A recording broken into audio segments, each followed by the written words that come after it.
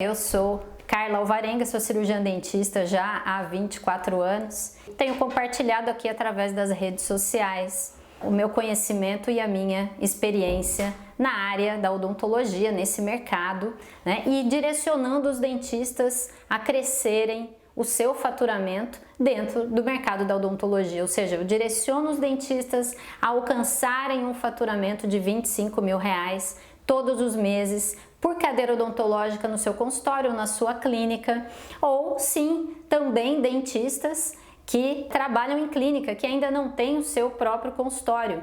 Então vamos lá, hoje eu vou falar de um assunto que eu considero muito importante, que é a solidão do dentista.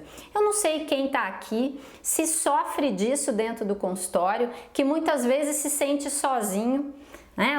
A solidão muitas vezes impede o dentista de crescer dentro da profissão, né? E isso é muito sério e é importante identificar, né, que você sofre disso. E eu não estou falando de solidão, aquela solidão física, né? Eu não estou falando do dentista que trabalha sozinho, por isso ele está solitário dentro do seu consultório, que não tem equipe, né? Que é preciso ter equipe para sair da solidão. Eu não estou falando sobre isso, né? Eu estou falando justamente da solidão em relação a tomar decisões.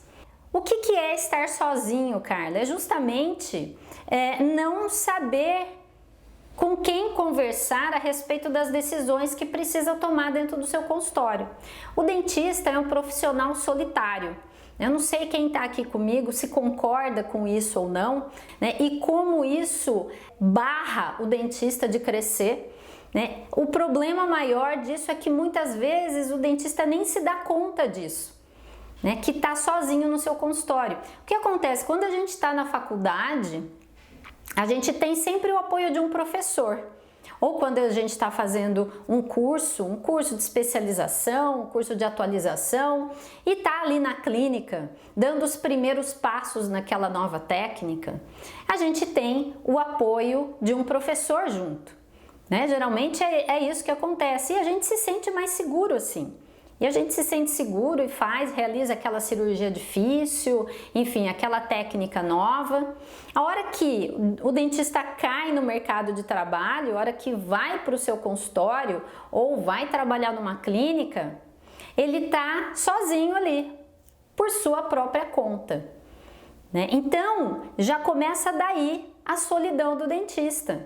É difícil no início, sim, é difícil até ter experiência, né? Até colocar em prática várias vezes aquela mesma técnica. Mas quem tem um apoio, quem tem um suporte, né, passa por isso melhor, passa por isso mais tranquilamente, mais rapidamente já adquire experiência.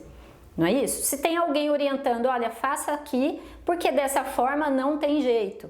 Dessa forma você vai errar muito, né? Não vai ser bom, a técnica não vai funcionar muito bem. É muito melhor. E as decisões, né? Isso estou falando de técnica odontológica.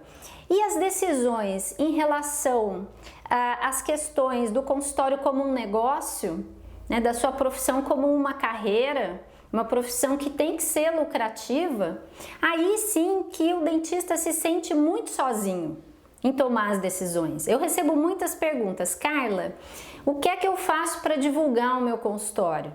O que é que eu faço para ter mais pacientes na minha agenda? Como é que eu faço para fidelizar os meus pacientes? Então, o dentista está sozinho, né, para tomar essas decisões. Será que eu faço uma campanha de divulgação em redes sociais? Mas ok, se eu fizer em redes sociais, o que é que eu faço? Por onde eu começo?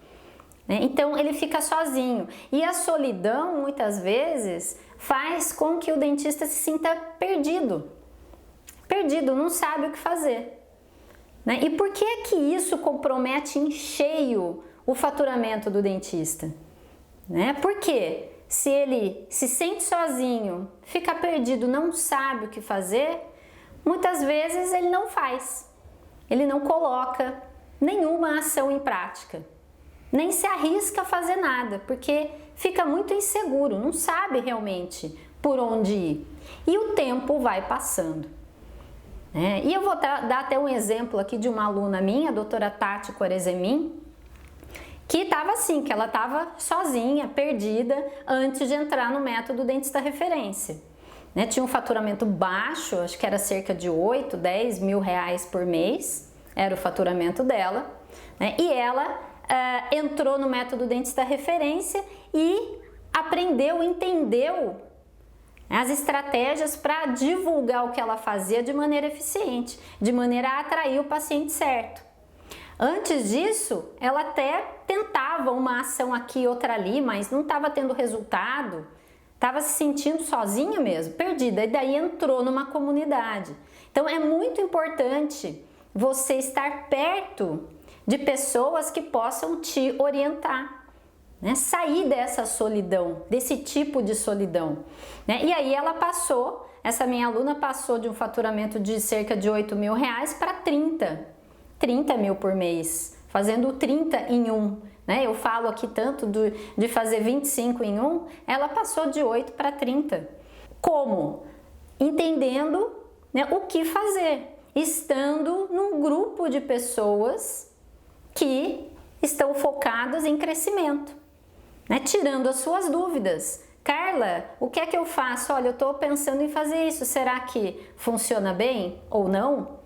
Então é muito importante a gente não estar sozinho no consultório. Para quem quer crescer, precisa estar ao lado de pessoas que estão crescendo. E eu costumo dizer que isso economiza tempo e dinheiro. Por quê? Tempo. Quanto mais a gente erra ou mais a gente espera, como eu disse, quem está sozinho muitas vezes se sente perdido. E na dúvida, a maioria dos dentistas não faz nada, não entra em ação, não coloca nenhuma estratégia em prática, nem arrisca. E aí perde tempo.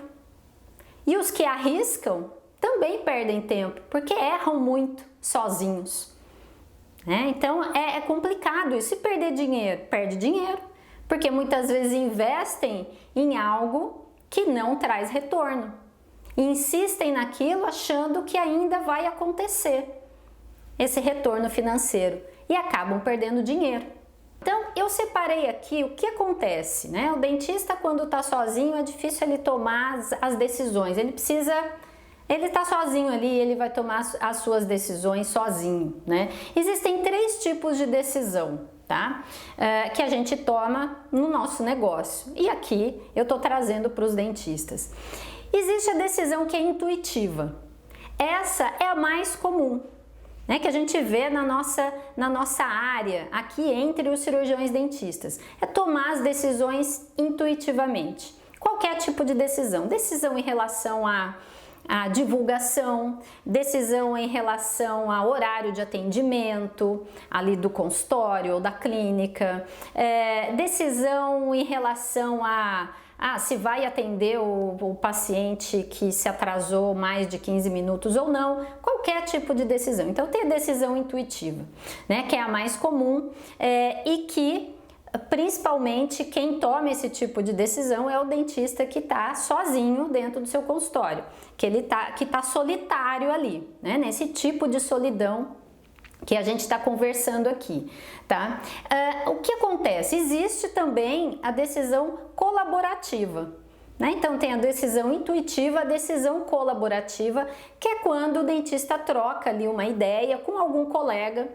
com outro dentista, enfim, que está mais ou menos ali na mesma situação que ele, e troca uma ideia, olha, você já fez isso, como é que foi, e tudo mais, e ok. E aí ele toma a sua decisão baseado ali numa conversa com um colega, E existe um outro nível de decisão, que é a decisão especializada.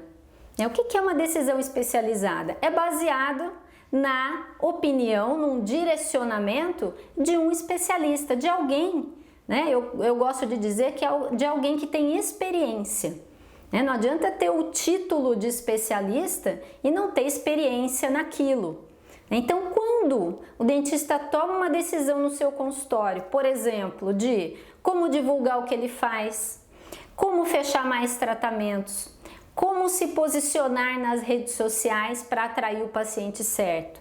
Quando o dentista toma a decisão em relação a esses pontos que eu citei aqui, baseado numa orientação de alguém que tem experiência, né, de um especialista, de quem já passou por aquilo, né? Quando eu falo especialista, é uma pessoa que realmente sabe, né, o que funciona, o que não funciona, que sabe das dificuldades, que pode dar uma direção, olha, vai por aqui que é mais seguro.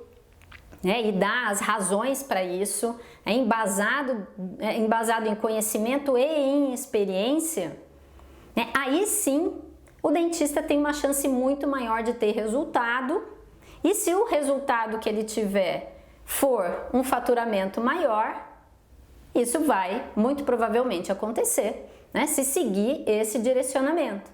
Se o objetivo do dentista for atingir o seu 25 em 1 na odontologia, ou seja, ter um faturamento de 25 mil reais todos os meses, né, por equipe, no seu consultório, na sua clínica, e estiver, né, com pessoas que têm experiência nisso, que saibam dar essa direção, aí sim as chances dele alcançar esse objetivo mais rápido, né, economizando tempo e com um menor custo financeiro, que é muito interessante, as chances são muito maiores, tá? Então, eu quero trazer aqui para vocês essa ideia da nossa profissão ser uma profissão solitária, né? Porque e é preciso o dentista entender isso, ver, né? Perceber se ele se sente assim ou não, é importante, porque é uma profissão que é muito restrita num ambiente pequeno, num ambiente restrito que é a boca do paciente. Então, quando o dentista está ali dentro das 4 paredes do seu consultório, dentro daquele ambiente restrito, ele está sozinho e ele tem que tomar as decisões, não é assim? Em relação ao tratamento naquele momento, precisa tomar decisão ali sozinho. Mas em relação ao seu negócio, ao seu consultório, aquele que realmente quer subir de nível, dentista que realmente quer ter um faturamento maior, quer ser mais valorizado, quer atrair pacientes para aquela especialidade que ele mais gosta de fazer, que estudou tanto para estar ali, né? Quer ter mais qualidade de vida. Então, para esse dentista, realmente, ter uma direção é fundamental. Eu não sei quem está aqui comigo, fala para mim se sente assim, né? Se tem esse tipo de sentimento dentro do seu consultório, principalmente de não saber o que fazer para resolver os seus problemas de agenda vazia, não conseguir fechar tratamentos completos com seus pacientes, né? Tem dificuldade em fechar tratamentos, dificuldade em fidelizar os seus pacientes, né? Entra em contato com os pacientes, mas eles não marcam um agendamento novo. Tá? Então tem dificuldade em saber, por exemplo, como reduzir faltas no seu consultório. Nossa, mas que ação que eu tenho que fazer então? Que estratégia eu vou usar para reduzirem as faltas no meu consultório, as faltas de paciente? Ou para reduzirem os atrasos de pacientes? Existem estratégias que podem ser implementadas e que vão trazer esse resultado, né? Mas o dentista que está sozinho, né, que não tem com quem trocar essa ideia, vamos dizer assim, que não tem um direcionamento, muitas vezes ele acaba não colocando nenhuma estratégia em prática, né, e sofrendo com isso. Esse foi um exemplo que eu dei, um exemplo na prática mesmo que acontece, né, do paciente faltar, do paciente atrasar, que sim influencia diretamente no faturamento do dentista. Claro, o paciente faltou, não tem aquele atendimento, não tem aquele tratamento fechado.